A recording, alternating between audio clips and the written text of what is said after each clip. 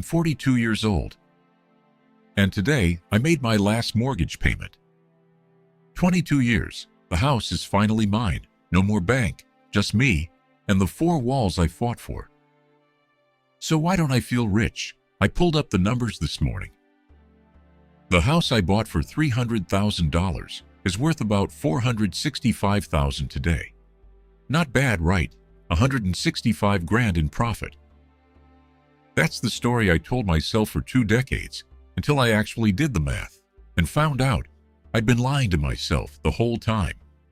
Because there's another version of me, one who never bought a house at all, and he's doing better than me, lot better. Let's go back to 2004. I'm 29. Newly married, and everyone, and I mean everyone, is asking the same question.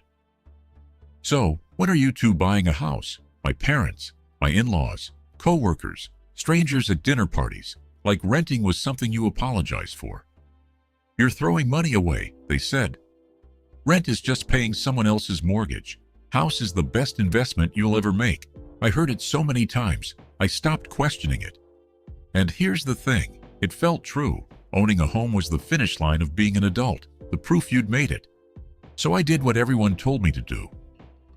I found a house, 3 bedrooms, a yard, a 30-year mortgage, with my name on every single page. The house cost $300,000. I put down $60,000. And I felt like a king. But here's what nobody tells you about the day you buy a house. The price on the listing is not what you pay, not even close. At an interest rate around 6% over 30 years, the interest alone came to roughly $200,000. Let that sink in.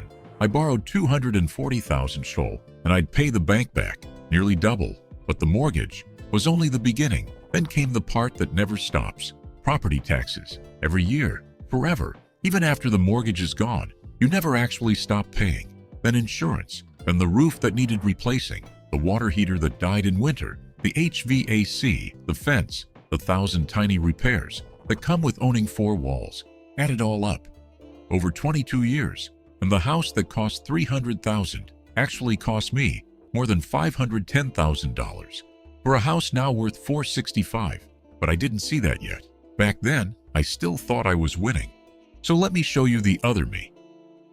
Same year, same salary, same married life, but when everyone asked him, "When are you buying?" he just shrugged. Other Dave kept renting, and yeah, people gave him the look, the "when are you going to grow up" look. But he did something quiet that nobody noticed. At $60,000. I used for a down payment. He put it in an index fund, and every month, when my mortgage, taxes, and repairs cost more than his rent, he took the difference, and he invested that too. No yard, no name on the deed, just a boring brokerage account, growing in the background. He didn't feel like a king. Renting doesn't come with a housewarming party. Nobody congratulates you for signing another 12-month lease. His friends bought houses and posted the photos, keys in hand. Big smiles, and other Dave just kept clicking the same button every single month. Invest, invest, invest. It felt like he was falling behind. It looked like he was falling behind. He was about to find out he wasn't. Now here's where it gets interesting, because for years, it really did look like I'd won. My house went up $300,000 to $350,000 to $400,000 to $465,000. Every time a neighbor sold, the number climbed. I'd tell people at parties, best decision I ever made. Real estate only goes up. And other Dave? He just nodded. He didn't argue, because he knew something I didn't. Here's the trap almost every homeowner falls into. You remember the price you paid. You see the price today, and you feel like a genius, but you forget everything in between. The 200 grand in interest, the taxes that never end, the repairs, the insurance, 2 decades of money flowing out of that house that you never counted. You don't subtract the costs, you only celebrate the price. And that is how you fool yourself for 22 years into thinking you made a great investment. So let's actually run it. My house, bought for $300,000, now worth $465,000. On paper, $165,000 gain. But subtract what I really paid, $510,000 in mortgage, interest, taxes, insurance, repairs. The house gave me a place to live and an asset worth $465,000. The math is closer to break-even chow than the fortune I bragged about. Real growth on a house, by the way, averages around 2% a year above inflation, or so most people think. Because here's the punchline from the guy who literally won a Nobel-adjacent reputation studying this. Robert Shiller, the economist behind the Housing Price Index, found that real home prices rise only about 0.7% a year, above inflation over the long run, not 2%, not the number in your head. Less than 1%. Homeowners consistently overestimate how much their house grew.